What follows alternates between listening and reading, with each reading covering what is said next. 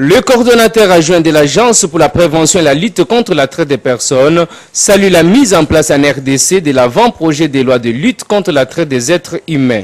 Pour lui, ce document est très important sur le plan juridique. Étant donné que l'avant-projet de loi sur la traite des personnes est un indicatif extrêmement important sur le plan juridique qui aidera, en plus de ce que le chef de l'État, son Excellence M.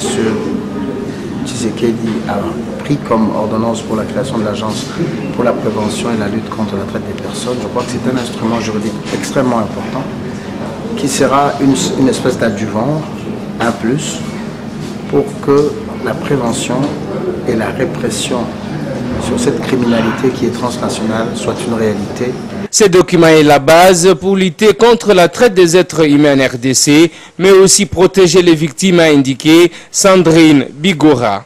Pour cette experte internationale, doter la RDC d'une loi de lutte contre la traite des personnes et le trafic illicite des migrants, c'est améliorer l'image du pays.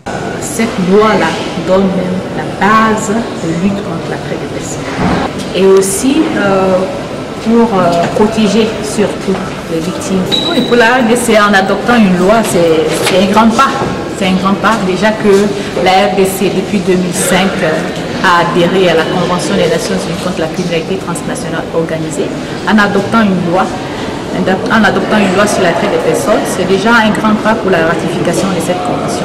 L'adoption d'une loi sur la traite des personnes améliore aussi l'image d'un pays, ce qui est la répression et la poursuite des cas de la traite des personnes. Ici est de noter que le chef de l'État, Félix-Antoine Tshisekedi, s'est aussi engagé dans cette lutte en mettant en place une agence œuvrant pour la question.